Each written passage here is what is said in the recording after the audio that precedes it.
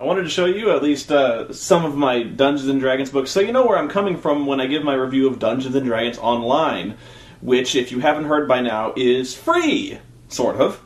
And that's kind of my first complaint against it, is it's not really free. And I think most people, when they saw the news, they kind of looked at the details and went, oh, of course. Because it still is mired in a lot of microtransactions, and that's exactly the problem is.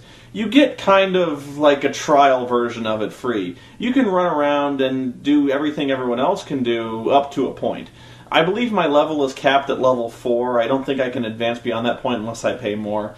You're limited to 2 character choices, which was never really a problem for me. I tend to have one main and one alternate character. And you can only choose from the core races. You have to buy the other races, and a few variant classes like the monk, big whoop, you have to buy. But it's kind of a minor thing where you have to pay to register a guild. You have to pay to unlock certain dungeons, so you don't get the full range of quests. But still, by and large, you really are getting pretty much the same experience everyone else does, except for the level cap, which still chafes me.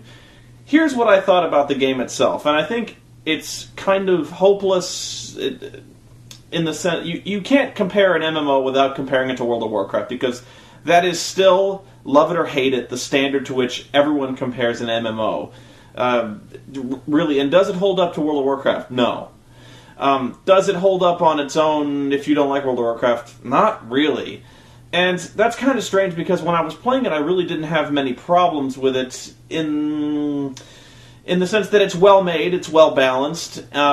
It seems pretty close to World of Warcraft in its kind of flavor and its setting. And so I was trying to figure out why I wasn't really having that good of a time. For one, and this is, like I said, the Dungeons & Dragons nerd, it's based in the Eberron campaign. And if you're not a Dungeons & Dragons player, I've already lost you. Eberron is kind of the newest campaign setting, and to tell you the truth, I don't think any of the old schoolers really embraced it, and will never embrace Eberron. There's kind of some historical reasons for that, which I won't bore you with, but it's just, why Eberron? There are so many other campaign choices they could have made that would have made more sense for an online game. And I'm just going with the basics here. The ones that everyone knows about, Greyhawk, Forgotten Realms, let me think, Planescape. Now, you wouldn't do Planescape, although that would be awesome. Ravenloft would be a really good campaign setting, and in fact, you could think of several things they could do with the online version where you could kind of link these, where you'd have different servers running different campaign worlds, and that would be kind of awesome, having like alternate characters on different planes of existence, like one in Forgotten Realms, one in Ravenloft, and they would never cross over, of course, but that'd be kind of cool, wouldn't it? But Eberron is like this kind of high-technology, high-magic hybrid campaign where it just doesn't feel like Dungeons & Dragons to me. D&D to me is running around a really open, expansive world, visiting lots of different places, different continents, going to lots of different cities, and meeting a variety of monsters. Dungeons & Dragons, although it does play by the D&D rules quite strictly, and that's actually a weakness, if you're not a D&D player, you will have no idea what you're doing or how the rules work. Now, if you are a D&D player, you'll know what's going on, and you'll know how to advance your character. Otherwise, if you're not a D&D player, just go with like one of the default builds that it gives you and just roll with it, because otherwise you'll be like, tumble bonus, move silently, hide, isn't that the same thing? Or like, bluff. Don't try to run a rogue unless you know fucking D&D rules, because you will be a bad rogue. But anyway, I was talking about the expansive world, and Dungeons & Dragons Online is not that. It's a interesting world visually, and like I said, Eberron is not a bad campaign, but it's not very good either, and it certainly doesn't feel like Dungeons & Dragons. This game, Eberron, is very city-based, very instance-driven, where you're running around the same city for a long, long time. World of Warcraft lets you run around different continents, different areas. I mean, there were big cities you could adventure in, but you got out of the house a little bit, you know what I'm saying? You spend literally like the first 30 hours of gameplay and your 4 levels before you're capped in basically one city. And virtually every one of those missions is a sewer level. And it's terrible. It's so boring. I hate RPGs where you are just a glorified exterminator. You spend so much time running around sewers killing kobolds. In fact, there's one mission, and this mission takes place outside, ironically, where you do nothing more than kill 200 kobolds. It's so repetitive, so boring, there is almost no variety. I remember spending just about all week killing kobolds, troglodytes, and even then I killed like 6 troglodytes, and gray oozes. Kobolds and ooze. Okay, that's not Dungeons and Dragons. That's not what I want to play. Oh, I killed spiders. Brown spiders. I got a brown spider for you right here, D&D designers. Like, even Dungeons and Dragons, like the basic game, gives you more at first level to kill than fucking kobolds and spiders. Those exist, yes, but even as a DM, when I run a game, I don't run them against fucking vermin. I hate that. So many games start out like that. Even like Sacred 2 and all these games. Just tip, if you're making these games, the fastest way to turn me off of one of these games is to throw me into a basement to kill somebody's fucking spiders. And I know Baldur's Gate did that, but that was like one time.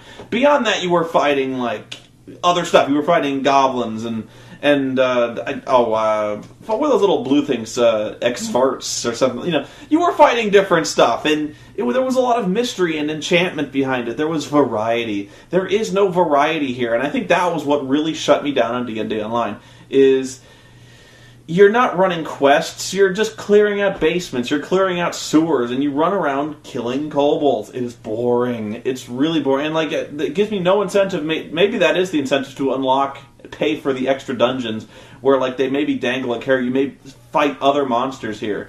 And the other thing is, and this is big for me, I don't know if it's big for you guys, but there's virtually no solo capability in this game. World of Warcraft was actually kind of interesting, where you could play with groups if you want, and it was very good with groups, but you could solo virtually everything in World of Warcraft as long as you chose a class that was kind of amenable to that, like a rogue.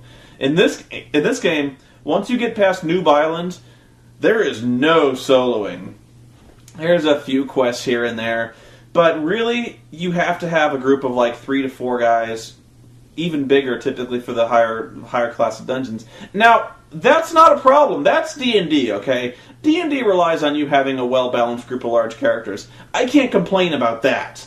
That's really true to the rules. I'm just warning you, if you're not a D&D fan, and you're not ready to play like a kind of D&D group, you're going to be really lost here, and you're not going to like it. And it is kind of restrictive having to either form a steady group in a guild charter, which you have to pay for, real money for, also lame, this is one thing I really hate about MMOs, and this is just a personal thing for me, is I always hate posting looking for group messages in the channel. For some reason to me that always seemed like prostitution. Like, me kind of like standing on a street corner going like, level 3 rogue, sucky sucky, like $2, like I will join your group. And so, I don't know, I always hated whoring for a group, and that's MMOs. I know, that's just me. I always like to have friends online when I do that. I hate doing that. But yeah, D&D Online, it's hard to complain about free entertainment. And for nothing, you can get to level 4 and have a pretty good time. Oh, that's another thing. It seems to rely on the fact that you're willing to play the same missions over and over again in some kind of desperate bid to extend its gameplay. I'll try, like, for instance, you'll run through a sewer mission where you kill these kobold brothers, and you can solo that. And then there's a mission on, like, normal difficulty where it's expected you'll have, like, a partner, maybe 2. And that's on the normal difficulty if you want to challenge it on the group difficulty. Then there's the hard and elite settings. And so to unlock the hard and elites, you have to beat the normal, then you have to beat the hard, and to get to the elite where you have to have like a full party of guys, it's that hard. You have to beat the mission like 2-3 times. Who wants to do that where you're beating the same mission 3 times? Same map, just more monsters. That's not good design. If you want to do that, fine, but have like every difficulty unlockable at the beginning. So like if you have a large group, you can select the large group difficulty. But doing this thing where you have to beat, if you want to get the full range of experience points, items, and I I forget what they call them, like the real money points. You can actually unlock kind of the real money points by beating the extreme difficulty missions. But that just seems like a lot of busy work to me, just having to beat the same missions over and over and over again. So you're running through the same sewer missions, and then you're running through the same sewer missions in the same sewer 3 times. It's not good, and I would still recommend World of Warcraft, and this is coming from a guy who's not really a World of Warcraft fan. I maxed out my character, and I was kind of done. I was not a big raid guy. I was not the kind of guy who collected a lot of rare stuff. I kind of soloed to level 60, tinkered around with the expansion pack, and I was done. And I've been kind of looking for an MMO ever since then. I tried Villains, City of Villains. I tried, what was that game? I tried actually Tabula Rasa, which was kind of clever. Actually, it was kind of a shooter type game. Not very good, but I had to applaud the originality there. I never tried Guild Wars. I've heard that was really good, although another one of those games where it was kind of didn't seem like my type of game.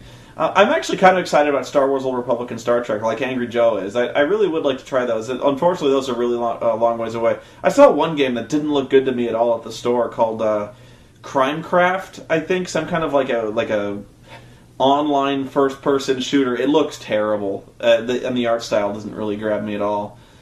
But I'll probably hold out for Star Wars. I don't know. I'm a big whore for that. Just even though I hated the prequels, and this Old Republic thing, that doesn't grab me. But for some reason, I see Star Wars, and I think that's why the prequels were so successful. Is I don't know, it's some kind of Pavlovian response. I see Star Wars, and I'm like, I have to see this. Star Trek, interesting concept. I'm probably going to watch. I haven't seen Angry Joe's interview yet. I would like to see that, just to see if you have to be Federation or if you have to be different types of guys, and how they're going to resolve this whole thing where you're going to have people flying starships around and who gets to be captain. I don't know. It kind of seems like an interesting way to design an MMO. Champions Online. People have emailed me their own character builds of Dr. Insano in Champions, which is kind of awesome that there's various Dr. Insanos running around. Although, what am I going to do now? If I join Champions Online, I can't make Dr. Insano. I'll run into myself, and then he'll be lots better at this kind of shit than I am, and that'll just be embarrassing. I don't know. Is Champions Online free? Is there a 30-day trial? I think I remember seeing something like that. I don't like paying for things. I like free things, which is why D&D Online attracted me. I'm rambling. I'm actually going to record a few more vlogs in front of the camera here, so stick around. I actually have a bunch of things I want to talk about, and I don't know, for some reason I'm in a really chatty mood, so I'm going to stop this video and I'm going to start recording another video almost immediately. So see you on the other side.